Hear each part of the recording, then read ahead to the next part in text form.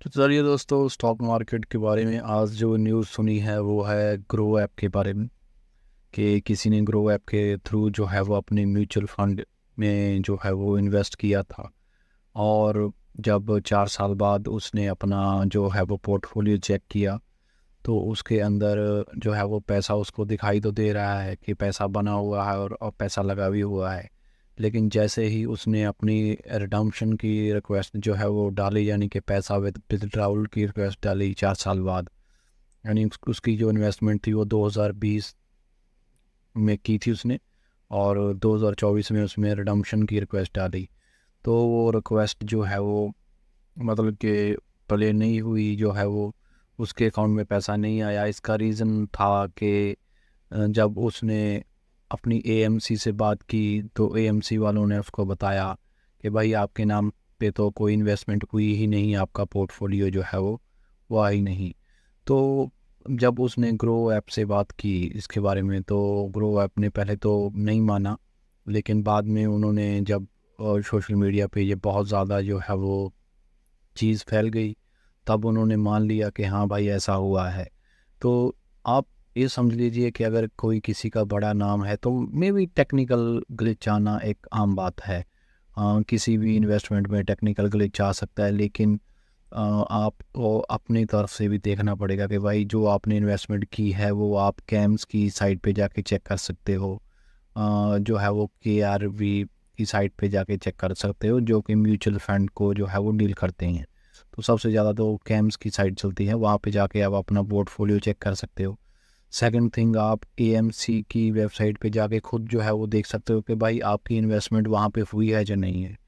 तो तो ये तो ऐसी बात हो गई कि 4 साल बाद उनको याद आ गया, लेकिन सोचिए कि अगर वो उन्होंने लॉन्ग टर्म किया होता, अगर लॉन्ग टर्म माने 8 साल 10 साल या 20 साल बाद के लिए उन्होंने इन्वेस्टमेंट की होती और वो देखते रहते कि ये भाई देखो ये हमारी इन्वेस्टमेंट जो है वो हमें रिटर्न दे रही है, लेकिन उसके बाद उनको पता चलता कि यार हमारा तो पोर्टफोलियो क्रिएट हुआ ही नहीं। तो आई थिंक ये सब चीज़ों में से सीख मिलती है कि टेक्निकल ग्लिच कभी भी आ सकता है, और बड़ी बड़ी एएमसी पे ऊपर आप किस पे भरोसा किया जाए ये तो कोई नहीं बता सकता। लेकिन आप देखिए कि आप अपना जो इन्वेस्टमेंट है उसको बार बार आपको चेक करता रहना पड़ेगा। हर 3 महीने बाद जो है वो कंसोलिडेशन रिपोर्ट जो है वो हमारी ईमेल पे आती है, वो आप खुद जाके डाउनलोड भी कर सकते हैं एएमसी की साइट पर। तो उसके थ्रू भी आप देख सकते हैं कि आपका पोर्टफोलियो क्रिएट हुआ है या नहीं है। तो ये था ग्रो ऐप के बारे में। तो अभी एक और न्यूज़ आई थी, मैंने सुना है कि क्वांट जो है वो म्यूचुअल फंड, उसमें कुछ जो है वो फ्रंट रनिंग का जो केस है वो आया है। तो ये भी एक बहुत बड़ी न्यूज़ है, क्योंकि क्वांट जो है वो म्यूचुअल फंड, उसमें लगभग 90,000 करोड़ की जो है वो अमाउंट जो लोगों ने इन्वेस्ट कर रखी है।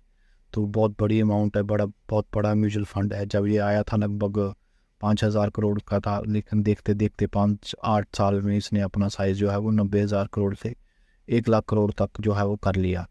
अब साइज़ सिर्फ 1 लाख करोड़ तक नहीं है इसका, क्योंकि देखिए जब भी हम कोई म्यूचुअल फंड में पैसा डालते हैं तो जो म्यूचुअल फंड अच्छा हमें रिटर्न दे रहा होता है, तो कुछ लोग उसको देख के उस म्यूचुअल फंड को कॉपी करना भी शुरू कर देते हैं। तो मान लीजिए मैंने एक आज इन्वेस्टमेंट की म्यूचुअल फंड में, और मैंने देख लिया कि भाई उसने कौन कौन से स्टॉक्स जो हैं वो ख़रीदे हुए हैं, तो मैं भी जाके जो है वो वही स्टॉक जो है वो ख़रीदने की कोशिश करूँगा। मे बी उसने अगर 200 स्टॉक ख़रीदा है तो मैं 200 स्टॉक तो नहीं ख़रीदूँगा, लेकिन उसमें जो बेस्ट स्टॉक हैं उसमें मैं ज़रूर कोशिश करूँगा कि मैं अपना जो है वो इन्वेस्टमेंट करूँ। तो ये अमाउंट बढ़ के फिर ये 1 लाख करोड़ से भी ज़्यादा हो जाती है। तो आप इसको समझ लीजिए कि अगर कोई म्यूचुअल फंड में प्रॉब्लम आती है, स्पेशली क्वांट म्यूचुअल फंड में, तो मार्केट पे इस पर आपका दबाव जो है वो रखेगा। और इसमें जो है वो फ्रंट रनिंग की जा रही थी। फ्रंट रनिंग का क्या मतलब होता है? मान लीजिए कि अभी क्वांट म्यूचुअल फंड जो है वो पैसा डालने वाला है किसी स्टॉक्स में, और क्वांट म्यूचुअल फंड में कोई एम्प्लॉय काम करता है उसके अंदर, और उसको पास वो इन्फॉर्मेशन है, वो बाहर इन्फॉर्मेशन जाके लीक करता है कि भाई क्वांट का म्यूचुअल फंड जो है वो इस स्टॉक में इन्वेस्टमेंट करने वाला है, और वो उस स्टॉक में पहले से इन्वेस्टमेंट करके जो है वो रख लेता है। और जब क्वांट म्यूचुअल फंड उसमें इन्वेस्ट करता है तो डेफिनेटली उसका प्राइस जो है वो ऊपर जाएगा, क्योंकि उनकी जो डील होती है वो बल्क डील होती है, बहुत बड़ी डील होती है। तो बड़ी डील होती है, बल्क डील में प्राइस ऊपर जाएगा, तो उनको जो है वो पहले स्टॉक उन्होंने ख़रीदा हुआ है तो उन्होंने फ़ायदा होगा, वो बेच के अपना फ़ायदा निकल जाएंगे। तो इसी तरह से पहले एक्सिस, ठीक है, म्यूचुअल फंड में भी यही प्रॉब्लम आई थी, तो उस पे भी सेबी ने अपना जो है वो मतलब कि शिकंजा कसा था। तो अब यहाँ पे सेबी इनकी जो है वो पूछ पड़ताल कर रहा है। तो आप देख लीजिए कि किस तरह से ये बड़े बड़े जो नाम हैं म्यूचुअल फंड इंडस्ट्री में, तो इस तरह से नहीं हो सकता कि म्यूचुअल फंड इंडस्ट्री सारी ही ख़राब है। देखिए, म्यूचुअल फंड इंडस्ट्री का साइज़ बहुत बड़ा है और ये लगभग बहुत मैनेज्ड इंडस्ट्री है। लेकिन अगर ऐसे ऐसे केस सामने आते रहेंगे तो लोगों का जो भरोसा है वो म्यूचुअल फंड से उठता रहेगा। मे भी सभी से नहीं उठेगा, क्योंकि हर चीज़ में ये दिक्कत नहीं है।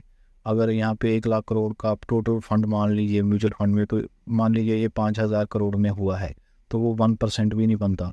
लेकिन फिर भी जो बड़े बड़े म्यूचुअल फंड हैं उनमें अगर ये फ्रॉड चल रहा है और ग्रो ऐप जैसी कंपनियाँ फ्रॉड कर रही हैं अपने लोगों के साथ, उनकी इन्वेस्टमेंट उनको शो नहीं हो रही, तो फिर आगे जो है वो लोग किस तरह से जो है भरोसा करेंगे। तो ये भी मार्केट में एक जो है वो नेगेटिविटी फैलाने का काम करता है।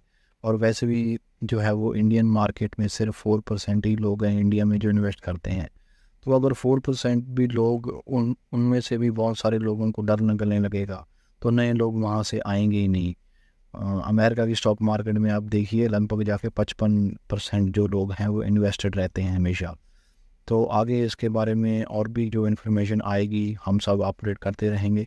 फ़िलहाल जो है वो मेरा म्यूचुअल फंड में इतना इन्वेस्टमेंट है नहीं, मैं ज़्यादातर ETF में करता हूँ। तो ETF में इस तरह की कोई प्रॉब्लम नहीं आ रही, क्योंकि ETF देखिए डायरेक्टली स्टॉक की तरह ट्रेड होता है और एक्सचेंज पे जो है वो लिस्ट में रहता है।